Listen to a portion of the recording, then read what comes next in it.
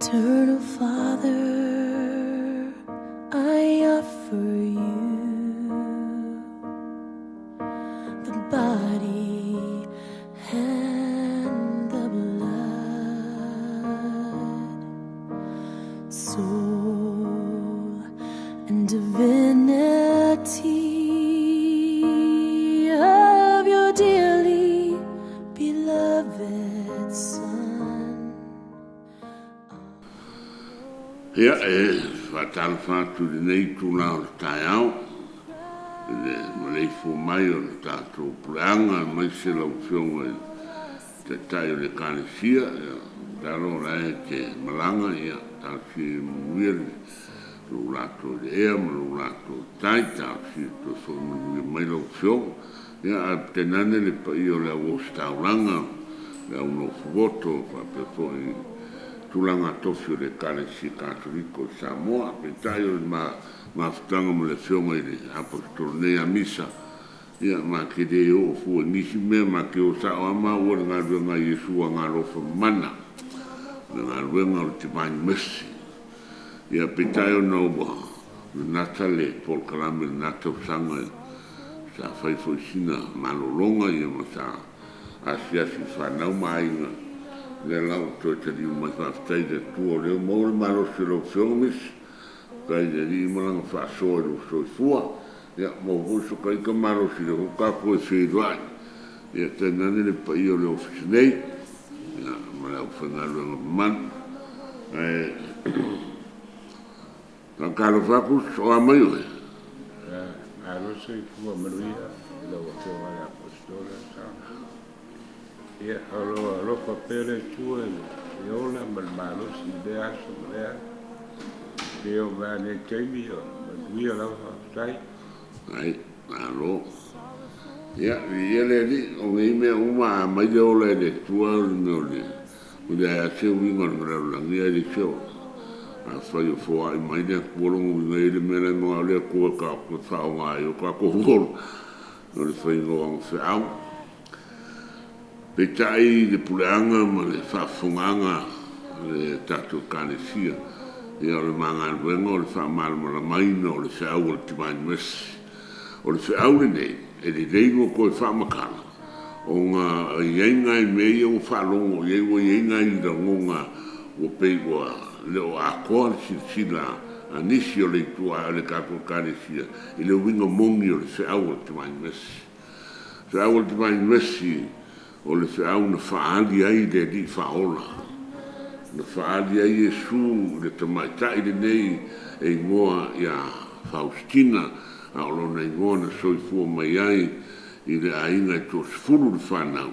o sanga o Elena. Pe tai na ua a vema tamaitai sa o na velea o na suafafoulea o sangata Faustina o Iesu le Eukaristia. Ia, o le whiau lana tala noa Iesu, o le ala o kaunga kau whakakia aku, le wingo le whiau, ma le mele whai e mako. O le mele whai e mako, e rua mea, mea mo mua, o le proclamation, o le message, o le tala noa ina, ma le longo ina, ia ma le tala ina, o le whiau, o le fiomonio Iesu le Eukaristia, ma le tau whai e li liu tūpulanga whanau o le kānesia i tofinga o le lotu, ma le tāno sia o le rarolangi i se file mua o le rarolangi, ia ma le mero na wha o le tatalo mo e mamai. O le mission statement na le mai mes, o lana whiauna le tau ave, o le oe mōri mau le moni o le afio Iesu le o kānesia, aisea, wana o le mea konga le senta i le o ngā le Kalesi Katoliko, o le whaku le ngā le Kalesia, o le Eukaristia. O loko umawhawai i si mea ma le kuspaia, Katoliko le ai o longo whaamahene.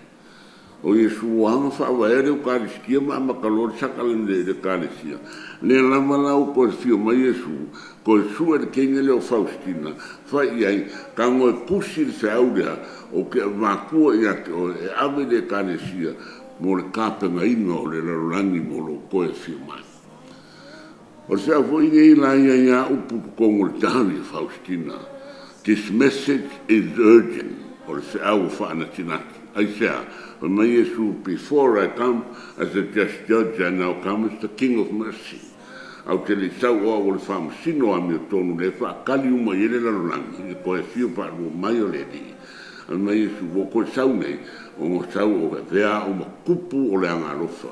I say, wai le kāpenga, e leo lava sika ko kāpenganga, mo le koe fio. Ma wai koe fio mai lo Yesu, whamasino o le ilo masika ko ava, mo le la wa fio mai, pa my Yesu, koe whai anana, koe wakua le ava ngolea, nā lewa ngoa, ka ko koe fo'i le ukariskia. Ka ko koe fo'i, ka ko sulu whai le ukariskia. So se mea o ye o ngana se kalaingana ni kusipaia o tō umai ki ngā inga, ngā mawhakia i a wenga o mai ngā kao. O au i whea i le ukariskia. E malo roa i o kou. Le lawa whaiere ni ngā ruang kene. O le asiasi le ukariskia, Yesu e onga le chaplet na ave a Faustina e kakalo ai kākou whai mai Yesu ia kālo le pula kolu i au kou o mai o i o ke se saa kuai le moanga lo loko lo wanga lofa I will pour the ocean of my mercy o i whaka ele ai i whea i le fio Yesu le ukariskia ma wifo e o ko manga o nga maka e ele ai mako mama ai mako mamalo ma ngalo ai mako fa malo lo ai mai ele se me whankai le kua so o le se aula te vai mesi e dua ma fuanga o le kala ingo le anga lofa mamanga o Yesu e ala i meia e wha o le mori mawinga o le mongi o le fio Yesu le ukariskia o le kalo mo e mamai o le kalo mo le file mu o le larolangi ma le kalo mo kofino o le kanisia o le lava ka kua whaisau le lava ka pusau le lava fedela ke le kofino ngā mia le ala i ele mele o le melo ngalua o le mele kau le whakusa o le whakusa lea ma whaali a Yesu ia Faustina rongo poko o kei Faustina vai aku o a fio mai Yesu a susulu mai whapene a verua ia o mai kana Yesu Faustina kusi se aka o le vainga le ke vai mai ia kia inga ia e whaai gloa le whakusa nge a uma ngā kusi le aka o ngā avele le chapolis o le aka lea o le veso leo lo wanga lofa whaai gloa le lalo langi a koa e ila le mea kupu i le kauolonga lua i Poland a le lalolangi Second World War ma whaakongo ai le malo kanga ka uma o ese ma le siti o ngā le la o sa whai e kominisi le siti le ingo o Warsaw e o kapenga uma kanga kama o ese ale olma kua le karikongo ai e timainmesi ka moe malanga aka lea wa lea ngai le aka Yesu pa mai Yesu o le aka lea so se mea i lo whaakusa lea whaafonga mai Samoa so se mea i lo whaakusa lea o ke pui pui i la kou e ngofo ai a koa ma la kou mea ko kingo pa moe lolo ma kua le whaapilo o whalifonga whalua fōua uma le kaua ko e whaikanga ka uma i Poland awa kunga o e lewe wakupu ko kasia le fare le ku mai ko o siti a ko uma lepe uma le siti ai fa ku no ku para mo sa o no para me no ku kai ai se a sua ku pa walo le fare le image of divine mercy le la ye bele fa o le venerational image la ye polo misi mai Yesu whoever venerate my image will never perish. You know, so setting at the fire, rolling lo facusa, e leo o ya que se mala. Mole si le fear kako kanisia ma ki vai mes. Kalu o avako o mele faku se kaula de ku. O me o foi a uia ma ia wo. O ma ko fie mo o famo ya nga ia for Yesu. Ava ku ngol faku. La me le ku. Galu nga whaakuku sa maka malai walele sa o ianu i whalemai leu whaasolo i kua la o so o umaga i uporu e malau hoa i sa vai e le i koi iei se a whaa o solia le kungu nge e leo ko iai se wha lua sifunu mong kupu kausanga e le ko e soli se wha samu aisa ma fua whakusai e leo se sere polo polanga Yesu o le veso leo lo wanga nofa so se mea iai lo whakusa o ke pui pui i la ko o ngofo ai a koa ma la ko me koki sa o le whalma i le siaso ma ngai e io si mesia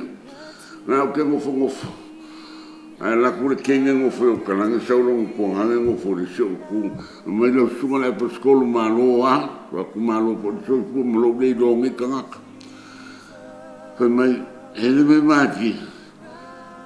o e o mal fa ku sala du mal ba so ele o fa ku sa o Yesu a o fa pia mai mo ka pia le me sa o ale ma ko ka vale pa o kifo alo ku kifa kuala kuama kuma kuama como lo le bang ke ya wo ku de ya ngo me ko mi ngoi ma ko mi ngoi de mu ma ro ku lo so mai fa ma ko fa pe ku la fa sa no ma fa ku so Yesu e le ai mo se singa na ma ko pola o le pui na Yesu fa ku dar ko kare sia ma ko lo ku kis fa io pa ko umala o tranga o Yesu ala al kalanga Yesu so si me yero fa ku sero ke pui la ko mo foi ma la ko me poki no mai ya ave fa ku sero fa le la mo pi la ku fa wa fa ku sero ngal fa ku sero Yesu a ka le si o mo Yesu na ka ko ngi na ka ma na mo ya la wo mo fa ku ri fa ku te la wo Yesu le kan ele foi le kisi i kai mo kai pui ai la ko mai le sami mo me ku so o le fa ku ele o te e kong ka ele kong fi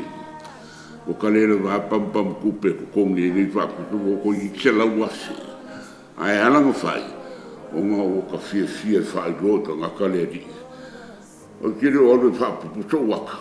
no le aka o lo ku ala ke fa do o le veneration o le image of Yesu o la ke fa do i ska ka i puta ka o ku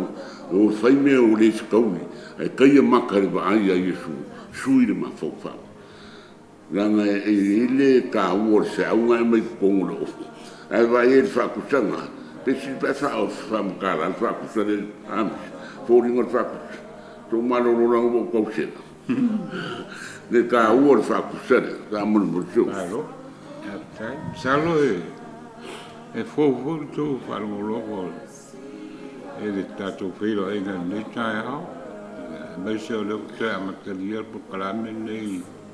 na sa tu o fo le uso no di si ko fa pa le ainga e leo to e tonu man ia mai ia le fa pento e fa wau pe ka te ui fa fia i lungo o upu nei man fa i loa ngā nene e len fai la ngā le lama e kele o ka kou la tu tele ia manga ia la ma ne ia i o le mele no o ia e sa una ngā le apostole papea ne ia fe au ia e te le sau a o le whamsino a ngā tō. Am te mua mai o le tupo le angalo. O mea ia e se whamalo si au longo o langa. A mako whaulo langa sai a ia le manuia. A e whaafutai o ina ilu talo le a si e le tua lo whale lunga le mau. Mo wa manga ia ai mo wola ai se ia o male teimi. Tosi sila mai, le se kakao le ia sa mo peo. Ko vai mai mele o e o makua, ke lea suinga o makua. Au te le poli, o lau kalang vai Yesu, pe o te au le hanga lau.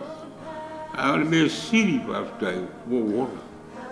Lea lau o te ola. Ola lea, ola le fe au ne. Ka wakua le tala le sa ya langa le fai loa tuere le ngale apostolo tala fo le sa o ma fo wina le tala le lo matua le ya le mesiri le to fa lo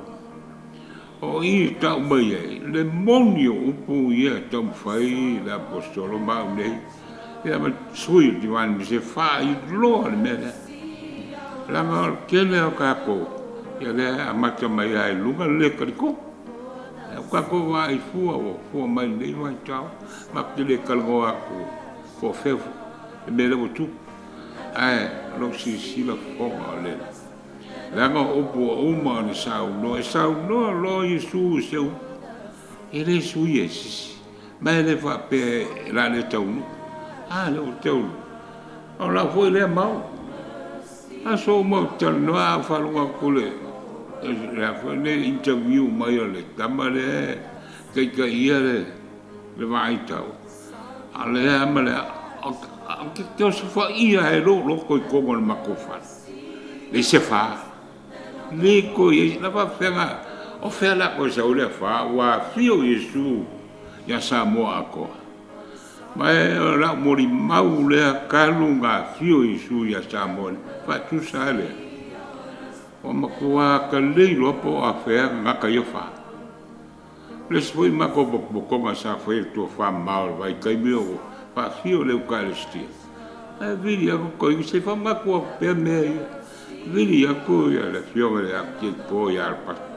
o asanga o foi se o e fico a fa ie la Sofia isabo o se me ma ka ukia la ngame kasi ngame ma kwa fa kupu ma losi fa kupu elu ka fa ko fa kupu elu ka ko le mong ye ye fa ma le aka le me fa tu sale fe la we ai sa no Yesu o te pui ala ko ma le mele ma ke foi ngai ma o e pa ma mai la worke e rau mai al teatro ma le ma upu a Yesu o fe le passet o ma ka vale ma lau kal fa mo ngui aku ya la ko ma la va ngai si la ya ile fe au ngai esele ma ngai ya le si me ma le ya e lo venga ngalu Faustina Fatino o le iva aso i vaso na pa kigo e Faustina no venga le ale longa lua waso e vai atu Faustina le akale fa sanga yai le ime tsilo Yesu o sau o le tangata ola kamarai le wa ola le fa tusale o i ka uma is le makua fa ma losi wa kiri ai loka karikongu le au ia ka ilo ya o ai kakang ke fai loa no promisi Yesu kakang ke fai loa inga lo fakus no perish an esele ma ngai o nge fa upunga fai Yesu e ala fau a fai la o ko o ko sa wanga la apostol se ko ka ko fa fang mai me lo ku la ngai ya me lo ku kene o ka ko e leo karikonga e leo karikongu ala ngalo fa manga ngi sumalong tapenganga nga lenga bana aulia kamai kai le kamai kai fa valwa kasile ese me manga ya fa ngolong mai ka konge juan ole kele la va fa ko alfa me le se te vai ke vai si sila o ko amaka me kuspa ya ko niko ya paulo sumalua le pa mai paulo ya me le ngo mika no vai langa le sa ngo Yesu o lo vai o te fa ako inga le lo ma pa penga o mar ke le pa fe a o le anga le ao ke le ma mla me le ga wa ele popole Yesu sa o fili ele fili Yesu se gata o se lo ia o se kaka o ma kwa fia fa longa le ai anga ye le me inga ma fuwa nga pe foi la ma o vai ma che le popole o au ye ko ia sanga le afionga le apostolo staka vai sa to vai aquilo no che le popole e non le popole o fa longo i mori mau ia tu spaia ko fa longo le vala ulingo Faustina o fa belanga le ga wow ala me ngako e le popole le ko de meranga e popole le ko i lo le sa ole manga o ke pole fa poko o eri fa penga foi de meu kupu mai nei mai kau o fe vai e se mea kai konga whai e kako, ngai maa fua, o kako ngofo ma, vae kako, vaa ma leko. Le se me whai kai, pe ke vai pe a loko a koa i ai, ke whēru whakingol mele, o so o va venga fatte loka wako ko kau kale ka kile iskaki se mea ese me pe kau ai mai e Yesu yake ya la ka le pe on sa lo al sa na le ol ma ko fale ia ko tiki a la ku ka ma ko fale o va peso ese le ko ngame ala nga o ala nga fa pe o mako kalikongo ia fionga le ri le fa mo mo fa sti es fa po tule le sa manga la po kai le ko fa fango ko mo ko fa ole le o sa mo ku lo sa mis e le se me ga ko e como fa Jesus por a sa wala fa ia o lo ka ko di le o Yesu o ngale ka penanga e leo se fe au mai se sikanga ko le kalesia o se au mai le ao le kalesia e ka penga ai le langi o lakaronga ko e fio mai ai la le fe au le ngore se au le o le divine mercy o le sisu afalanga o Yesu le anga lofa mamanga o le tasfanga fe au de kele le kau ava ya o ko vai mesi ya male au fa fong foi o ange meu kupur ka ko au ka ko ke lo ke fua o le kakalo anti vai mesi ya oi au a ke ka ai au foi ke al fua au ai fua o la kakalo ko kuri kakalo de di ka ko kakalo de pua awana ka ke ai ma uma ka kala pisa aka ko lo fai de menga ka ko fa inga lo ka ko ka kalo ko kudi di ban mesi pa mo ka kalo le ko mai ia fa mangianga mo fa ngalo ka ko kele mga fo ka vai si o ka ko o la ve pe mangu na ngalo le longa ngal ka lo fa o lo walo fa te mga kala fa le ko i liu mai de kan kala se i salamo o kan kala fa ma voluma i loko maula ina ia au me fango se kasi o ka ko uma awana ngai ka ua i le kua ka ko o fa kusa o le kua e le ka o pa se ka ko i se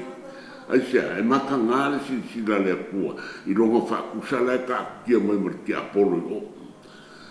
o ka ko me fai divine mercy ka kalo ina ia o mai le lofa o le kua i ko kongo o ka ko kalo mo le pale mia mo le ka peneka ka ko kalo mo le kua ngai ka ko kalo mo ka uma le ka ia ka ko malo ia lofa ia i le kua mo fa manguia la ko ngalo e lei se a mio kongu i lalo le laha. We make mistake. But e sao kako whaamasingu. Divine mercy o le kako kiuke mai le kua ko kukuri lumo le utāriskia ma kalo le kua whaamanguia le maro. Kako le kua whaamanguia le maro kako usu i misaha. Kako kāri sua le kingo pa ia o le li. Mangumo whamangianga le kua i lungo le kako ainga ma le kako ia mongi le kako whawae i le kua Samoa. Poi mai le kana le profesa le nga tau le fono le kako Chris Al. Tana pe te sau le rangi so le pe sau koko. E o so mai whafori ma le vale le ka ia maka ia Yesu. Saua ia Yesu ma ia o tau ma ia Yesu. Ngalo ya o Christian Samoa. God. Samoa is founded on God. Poi melo malangkala. O mi fai mo ko Samoa. O que sia di kaya mo malolo ni. You're welcome anytime. Na fa ka me oro la se di kaya sa lo mo fu Samoa. Fa mo iro fo mo ko si vi ro lai. O ngalo mo le lofa. Poi me esse. Na me lo ko o peru a whainga kuku o au ye i au le ai te vai mesi Samoa let's pray Let's pray for the government of Samoa. Ka kalo mo ka ko ma ka ma ki ngana i mo fongo. A lofa le kua fa mangalo ni se fa manguia le ku ko fa fa fangi la ko e ka pe al kala masangi. Together we stand, divided we fall. Mea la fai le tanga mo i o le kua pe a fai mo i lo loa le me la mga o le kua ka kalo mo kanga. Ya lofa le kua so soangi ya la ko malawa ungi ka fai se ku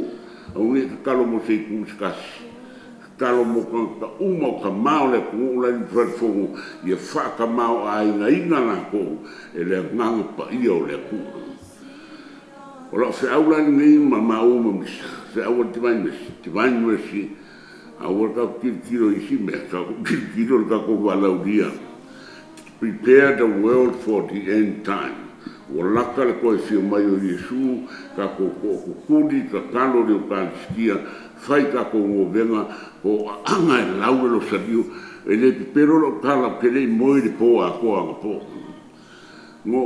mo ingi le po a koa ma lau lo sariu, o ke ka kano le a kua ne li ie, o ka whai kau au kua au ka maiki.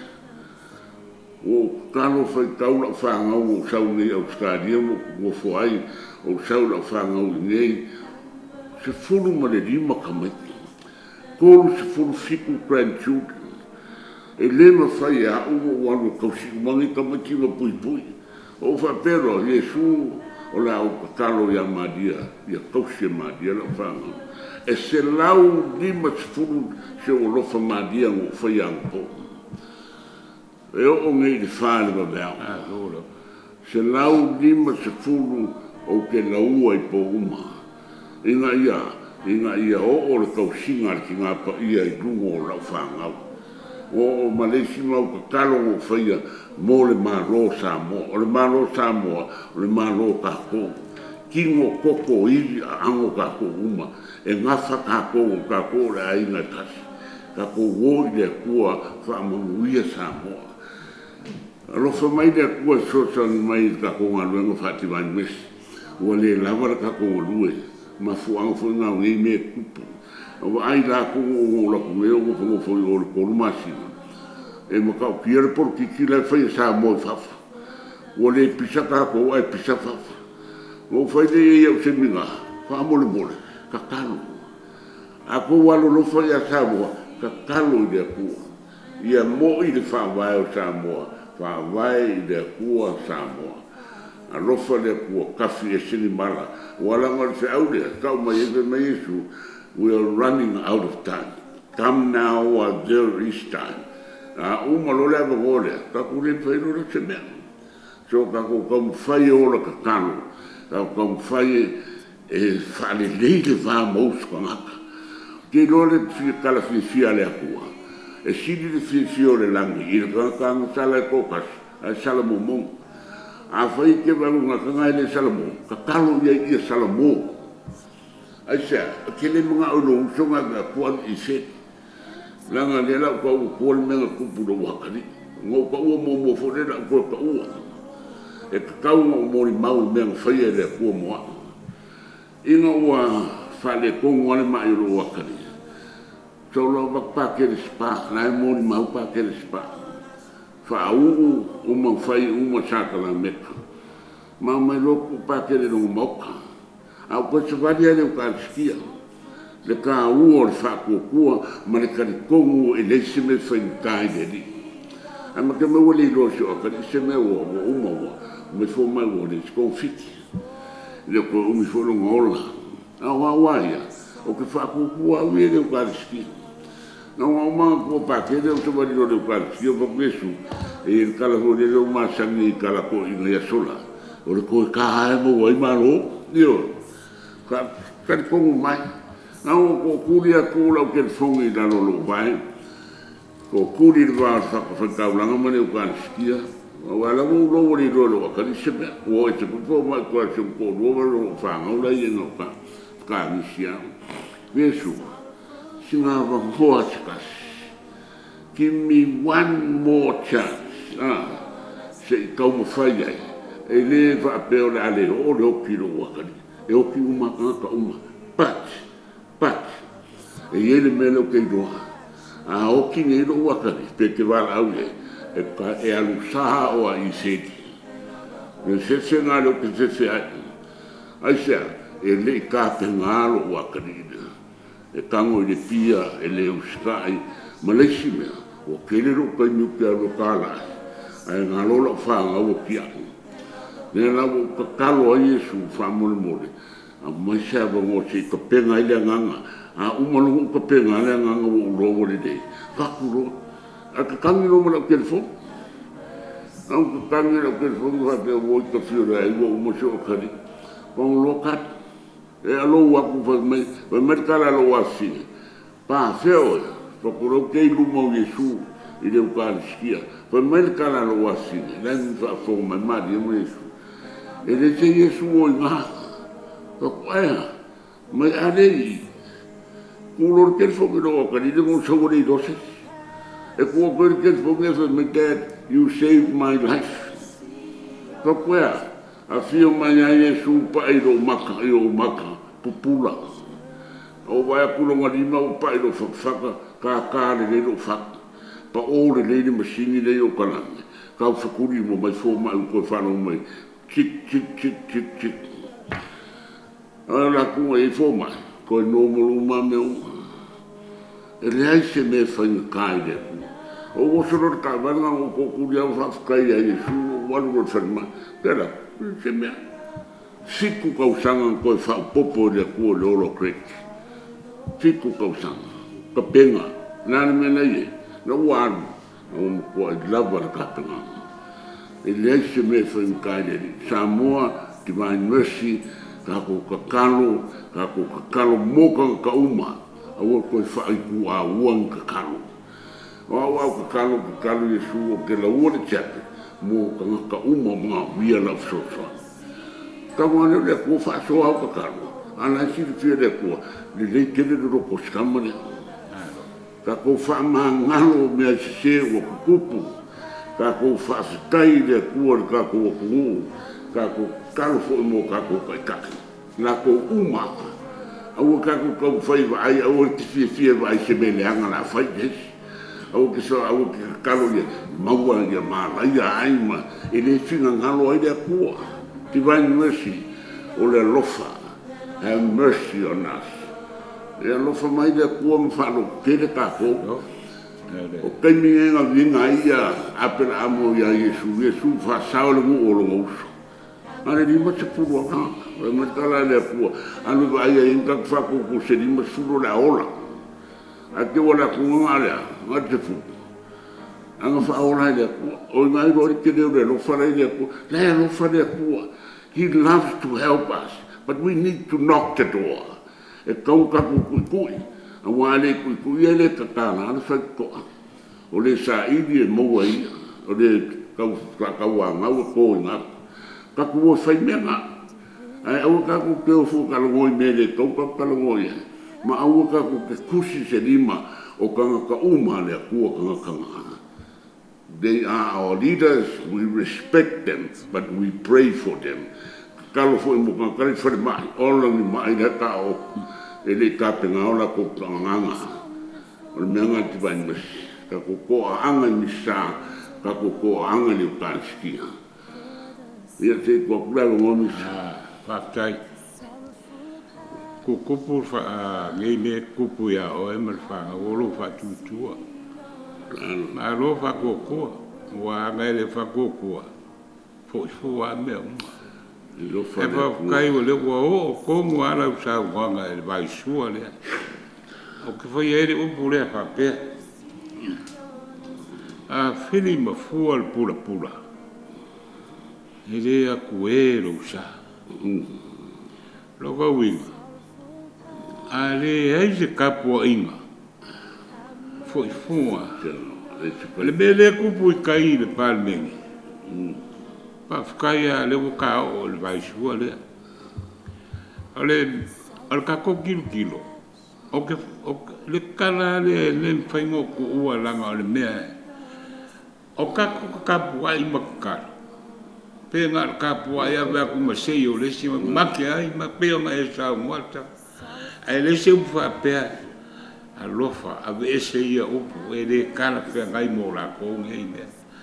ele ila o fa kala ele fa ia o ke fiso ke me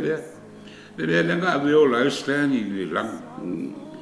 le nga fe si as ka fa ia le o pula stani Yesu o ke alu e ke laulu champion laulu salio tina paia o ke misa Yesu mo me e fa au o fiu e kaua ngaulo wainga e leo mai fa melor kala Yesu sten e lem fai o nga suia se loko skaka vanga nga o e kakalo o nga move le nganga le tua le liu fa pengal me le kupu pengal me le kupu lo ka kia fa pe o fa le longa al ka ko kaimi le pe mo sa wa sa le la fa le spo wanga le pa fa fingal le kwa me sa ma e ka le ka sia fa se fa kuma ka kalo a paua le nganga le ko em fa yo ma ko fa le pa me ma le me o ya awo ke kuskusi mo ta awo kusi lo ri ma ko vo le finga mori do le nga wa ko ma le fa sa yo wala ta awa ko mo a ko fia wa bawa il finga mi le awa ko e se me ma ko mo ye Yesu a Yesu ko ma ko ni ma mo e se po kako kele ma o kako a inga foi a makamel para mia fo kalai me ska para mene ako with family o kako a inga bele o kako a e fa ko e fa le le mele fa le ka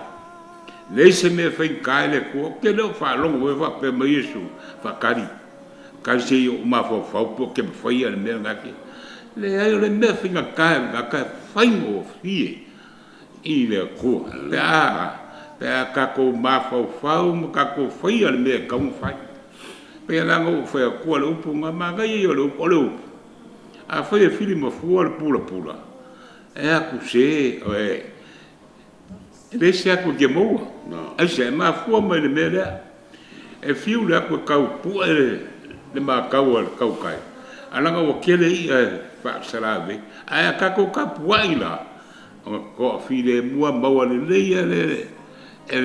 ele aku le mera magawa ma ko muelo sa ka o kele nga me fa kai ku mai fu sina so ku nga i se o saune de ya lo fio na ko kalo de di ka ko fa ko ele se me okupu ai alanga kupu o ka ko nga ku okupu ya le kala fa per kangi ho ngale why need correction when there's no mistake la me la ko foi se me fa sa o pa pe de se me sa o se a fa ya sa o me o mo la sa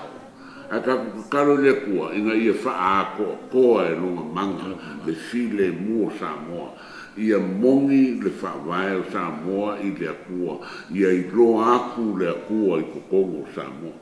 ai le whainanga i roa, ka ko whai mea, ka kua ia fua i mea lea ia, ka ko te vai misi, ka ko wo i le kua, mai ang whamangianga, ia manguia Samoa, manguia on kai, manguia kanga ka uma, a mai se la ko lai, le ki ngā inga li whanmai. O, ka se mai le ka oko li whanmai, lai niti le ka ko talo, ka ko wo whai, ka ko pikola au,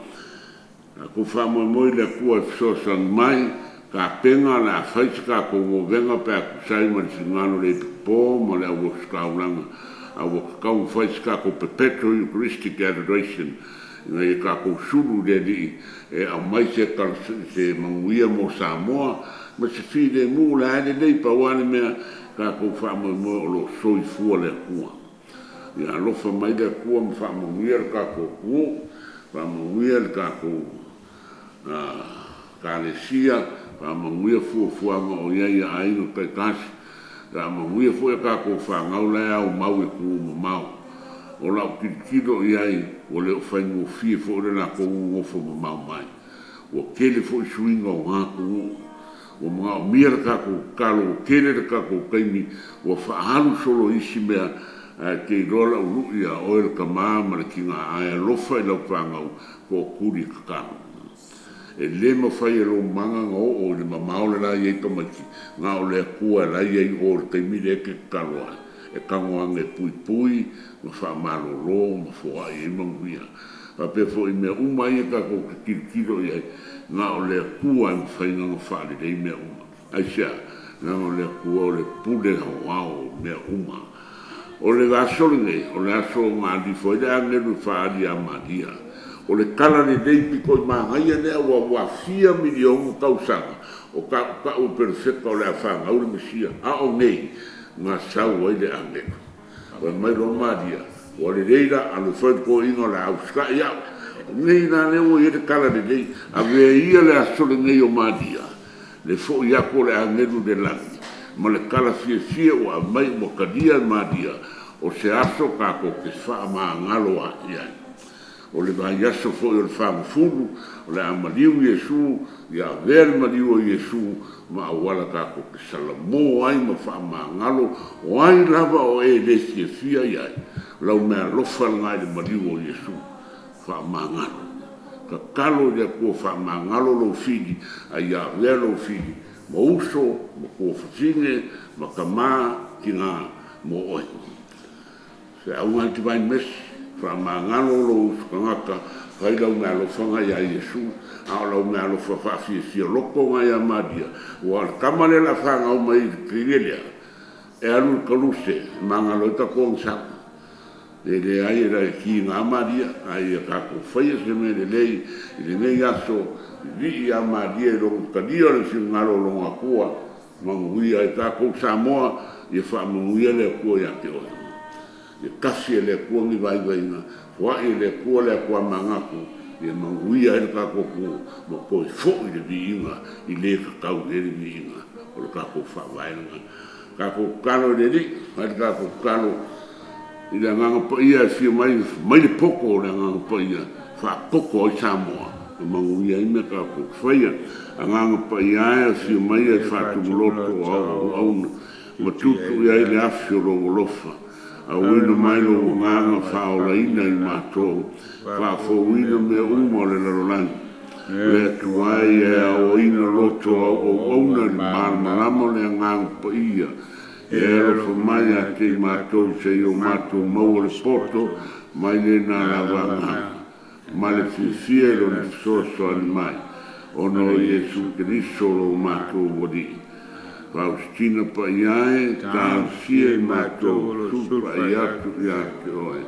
e ina ku kalo le fia fai e ika kala e mamai ma ka kala e fai vai ki lau le toto ma le vai fa umai le kako ma stanga le totoe ma le vai le puna mai le finangalo o Iesu wa vea ma puna o le lofa fa ma ngalo moi mato o te fatu tua i lau fion le totoe ma le vai le puna mai le finangalo o Iesu wa vea ma puna o le lofa fa ma ngalo moi mato o te fatu tua i lau fion le totoe ma le vai le puna mai le finangalo o Iesu wa vea ma puna le lofa fa ma ngalo mo mato o te fatu tua e lau fion i le swafa o le tama le alo ma le ngā pa ia amen.